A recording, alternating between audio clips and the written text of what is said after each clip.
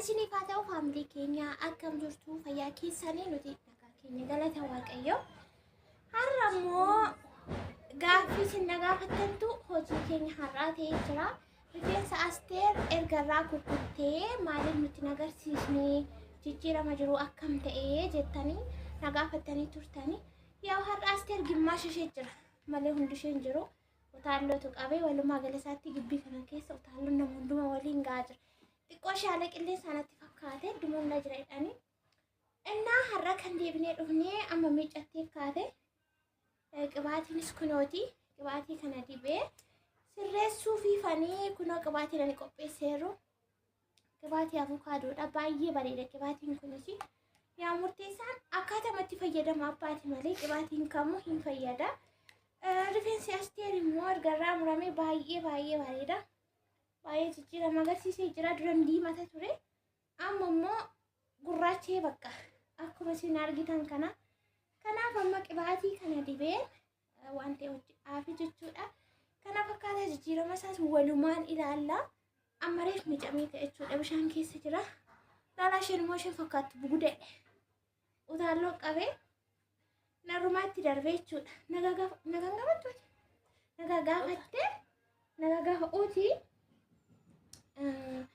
mataan keessa duraa moo ammaa si gaafataniiru waan ta'eef nagaa gaafa akkam jirtu nagaa keessa nuti nagaa keenya utaalloon na qabeera sagaleen koos badaa miti hojii dubboo kasirriitti mataan koo immoo akkuma argaa jirtan kunoo homaan jechaa isa duraan homaan jiru jette bar qirreetaa qabdaa homaan jiru jettee innaa mataa ishee baay'ee bareeda kun akkuma argitan kana xiyyoo isaa baay'ee wal qixxaatee jira. Namni illee mataa ishee immoo hin beekan maaliif akka ta'e siriimti ishee ta'ee akka akkaataa isaan beeku akkamti akkan ishenitti ilaala baqqaa mataa ishee namni maal akka ta'e hin beeku. Innaa kunoo kana fakkaata baay'ee bareeda wal qixxaatee jira. Amma babbareechee filee qibaatii kanatti dibeen waan ta'e hojjedhaafii jechuudha. Baay'ee sukkubsuun barbaanne yaa'u beektu yeroo utaalloon nama qabu mataan nama dhukkubaa waa miiqan nama dhukkubaa.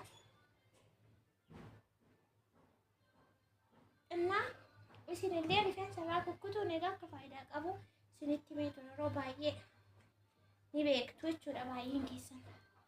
Ani immoo waan jijjiirama qabu malee hin hojjedhu maaliif wantichi hin fayyadu miidhataana maal fayyada?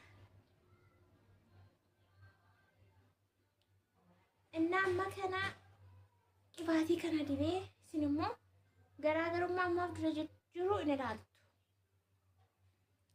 Yeroo duraa as kun baay'ee diddiimatee ciccitee maal ta'e maqaaxiyyoon sana maan filamuu qabdi jedha amma fataa hidhee itti toleetu jira. Otoo fayyaa ishee taatee kaatee wash gooteetu isinitti agarsiisti turte garuu akkuma isinitti inni haalli jiru. Intinaas tanaaggadaa jirra maqaa isaayyuu utaalloos tanaaggadaa jira yaa gadhiisuu ga'eera ishees xiqqoo malee xiqqoo malee hin hafne. Kana fakkaata qibaatiin avukaadoo kunis immoo baay'ee bareeda. Anis irra caalaalee isheetti fayyadama garuu anis immoo fayyadameera. Fuuldurattis sanuma ka'a. Avukaadoon baay'ee bareeda. Akkasumas immoo qibaatii dhangala'aa fi isa xiqqaa kan walitti daballee fayyadamu rifeensa keenyaaf baay'ee barbaachisa. Mataan Asteer uumamumaan luucca. Asii olii mataan uumamumaan luucca garuu xiqqoo qabaa kanarratti hafti malee isheetu. Rakkoon isa kana akka beektu mitiire qabaa kanarratti hafti malee mataan baay'ee bareeda. Namoota tokkoof mataa laateetu nama sana immoo doondeessa akkaataa mataa qabatu wallaashisa. Tokko immoo mataa sana qabee gadi qabu'a mataan immoo irra hin jiru haxxiffatu futta'a. Innaa akkasii kun amma dibee shurrubbaa gochuuf deemti.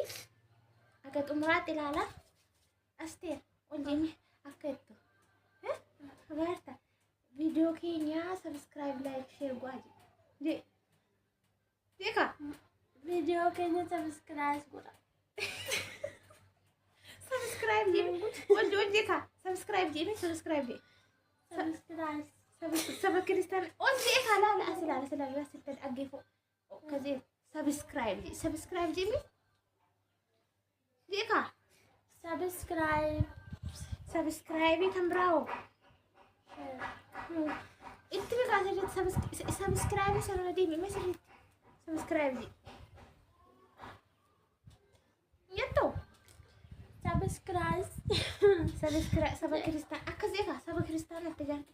Subscribe sitoon taane subscribe. Hin barta balji subscribe.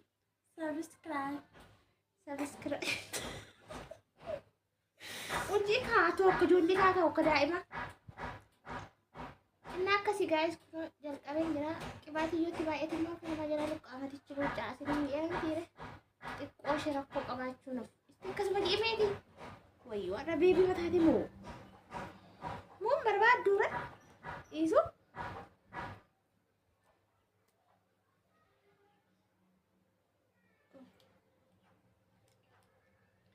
Inni kan biraan immoo gaaffii isin Asteeriin gaafattanii Asteerii yeroo hundumaa manuma oolti moo mana barumsaa hin deemtu hin barattu jettanii turtanii yaa sagaleen kun dhagaa malee yaada.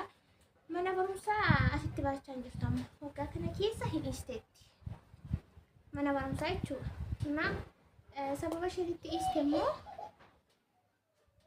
intinaadha haala turmi jennee iddoo isheen amma dhuftee haa ishee biratti bakka waan jijjiirrataniif bakka duraan turan sana jechuudha. Bakka waan jijjiirratanii fi isheen immoo isaan faana waan deemteef manni barumsaa ammasitti jala darbee immoo isaan bakka jijjiirratanii bakka hojii isaaniitti deebi'anitti manni barumsaa jala darbinaan kan bara 2018 jala darbee jechuudha manni barumsaa. Innaa isa immoo hin baratti akkamiin dhiistee kanaaf mana jirti baran. Inni galee otoo achitti barumsa jalqabdee ta'es yeroo uftu sana shanyii baasnee fi finna turree kan bara 2018 kana sababa maatii ishee bakka hojiirra jijjiiranii bakka biraa gashaniif dhiisteetti jechuudha. Mana barumsaa dhiistee akka carraamuu nu birammoo dhufte asii immoo bakka darbeera kan baranaa waan ta'eef kan bara giree kan bara 2019 kan itti deemaa jirru kan immoo waaqayyotti nu haa ga'u hin baratti jechuudha. Innaa akkasii maaliif hin barattu jettanii gaaffii gaafattanii turtan akkasuma daraste waan isa akka irraan kaa'e akkasuma dogoggore. Innaa kana isiniin jennaa gaa'is gaaffii keessan deebisneera fakkaata. Shurrubbaa keenya akkasitti sharasharuutti jirra. Argitanii? Mataa ishee baay'ee intina garuu anillee dha'u sin barbaanne maaliif irratti abartuu jedheen ani akkamittiin akka qabatan jechuudha. Maaliif namni nama biratti nafu yeroo tokko ofirratti hojjetachuun inuma jira. Ni dhiiran akkamitti akka filan akkamitti akka miican akkamitti akka maal gootan ofii ishee abartuu beekaman calisa. Isheen immoo isa kanarratti badaa intinaa miti. Yaa adeemsa keessa nama sirreessitti jedheen malee mataa ishee aanjuun waan barbaachisu qibaatii saamnaa miicci maal gooti ofuma isheettiin taphachaa jirti jechuudha. Garuu mataan ishee baay'ee jijjiiramee darbee immoo mataa isa dheeratu'a. Mataan kamiyyoo taanaanii qaqqabnaan inuma dheerata kan hin guddanne jiru. Isin akkasitti waggaa 5 waliin rakkadhee waggaa 10 waliin rakkadhee kan jettanii anis isin lamanii fubanaa bu'amanii rakkooma keessan yaada.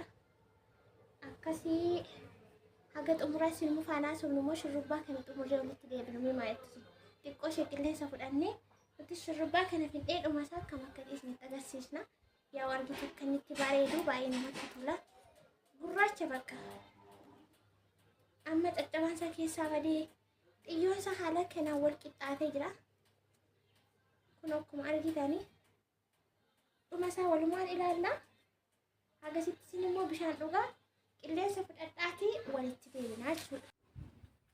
Gaa'is kun akkuma argitan gara xumuraa ka'an jira.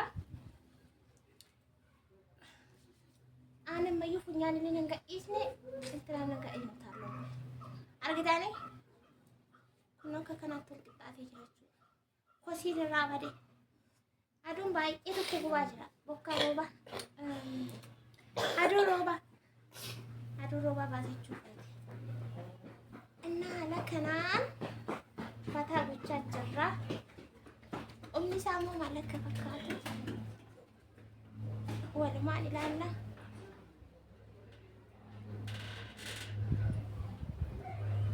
ሁሉ ረሳ ተማይ አኮማ ቢታ ከናን ይቹ ኤርን ሳሞ ሰገዮ ጀተን ኦፍሳ ደተኮዩ እንደብናሰ ስለተጋስቲ ነው ረሳ argitanii tokko keessaa kan caalu jiru hundi isaa wal qixxee jiraachuu inni guggudoonfamoo inni rifeensa seeraa kutee guduunfee bahu ciccitu caccabu lakkuu namni warri jettan qoshasha isa kana akan isinirraa baasuu qabdan kaan immoo galabaa masaa wajjin baattanii cirrash kanumti rifeensa filachuu hin jaallanne jira rifeensa filuu kan hin jaallanne jiraachuu sun rifeensi keenya akka miidhamu taasisa malee faayidaan qabu. Na warri waggaa 5 irra ka'ee waggaa 10 irra ka'ee tan kun mee maramee rifeensa keessa akkam akka ta'e jechuudha.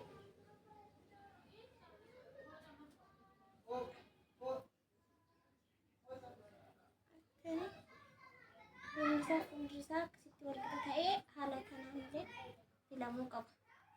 Akkas gootanii jijjiiramni hin jiru jechuun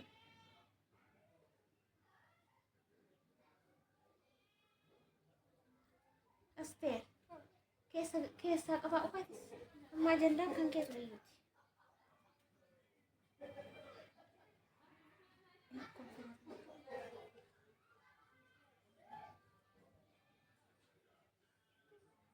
Isheen amma kanaa ji'a tokkottanii kaachaa isa biyyaa sana yaadatti fakkaata. Isaa miidheera isa ji'a tokko ta'u miidhiin ji'a lama kaansan namoonni tokko rifeensa yeroo miidhan hin caccabaa hin ciccitaa hin dhumaa inni maraa luqqa asteerillee amaleeffannaa akkasii ji'a tokkoon kaa kanaa chaarte isa kana ji'a tokkoon kaa yoo diida galti ta'e hin beeku garuu malee mana xolii seenu kun ji'a tokko boodachaa na kanaaf rifeensa keenya torbeetti yeroo mimmiiccanne ta'e bareeda. Sini galeera miti qulqullummaa ofiifis guddina rifeensaafis waanuma kamiifuu jechuudha. Naa akkasii gaayis.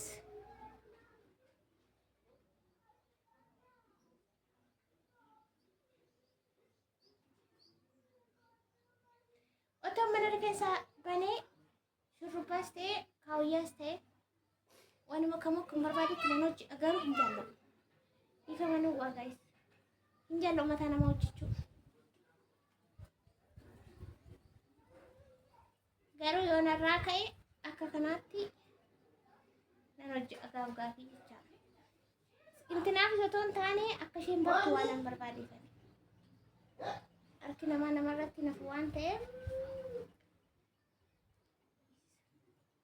akka isheen bartu waan an barbaadeefi walumaa gala isaatti kana fakkaata. Ammas qo'a xiqqoo ishee qilleensa danda'aatii umbasa isinitti agarsiisna.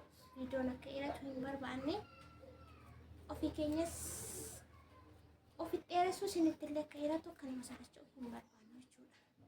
Kun argitanii haala kanaan filamuu qabu. Qabistis jala.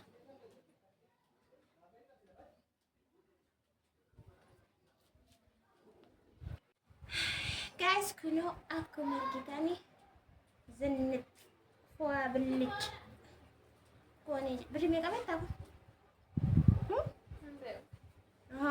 Yoo gatii sanatti intinaa kafalinaan jetteetteetu malee wallaalta miti garuu gatii isaa jechuudha. Na guys, kuni rifeensa bichaa too ta'ee yoo wiggeen itti dabalamu ta'e birrii 200 hojjetama. Akka gabaa ammaatti jecha. Kun argitanii? Tamu waanuma qallaaleetti argatte hin beekutti sanu.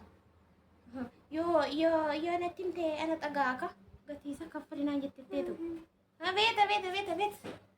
Kun zaadeen ta'e. Na rifeensa yeroo miiccattan gaafa miiccattan sana qibaatii dibattan taanaan bakka. Bultanii kaatanii akkuma manguddoo ofitti gangootani yoo ta'e hin ta'u inni faayidaa hin qabu. Waan qibaatii dibatee miti rifeensi kan guddatu. Akkaataa qabannaa ofiitu murteessaa jechuudha. Isin galee namni tokko wayituma rifeensa akkas qabateetti qibaatii fitti.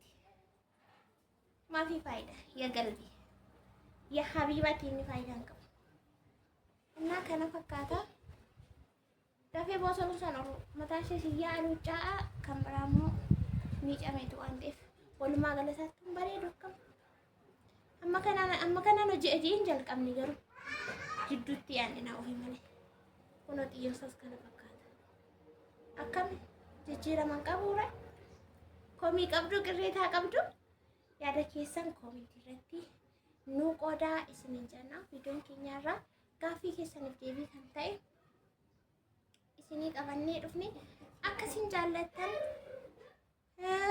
akkasiin video kan keeti maal ta'eef kan keeti waan ta'eef maal siif haa qorre hima uga sadi mara deebi achichi laalate achichi koomii video laalee itti sadi subscribe jii ka video keenya subscribe go'a kan biraa share kan biraa ol jii ka share maati daa'ima ammoo kan qaanoftu hin jeen akkasiniin jenna video biraatiin agadee binee ufnutti asti qabsiiste sagatte hundimu asuma kana waan irratti isinitti fakkaata garuu video biraatiin agadee binee dhufnutti nagaa fayyaa ta'a video keenya akkuma isheen jettu subscribe saba kiristaanaatti gochuu hin dagatiina aga dhufnutti nagaa ta'a baay'ee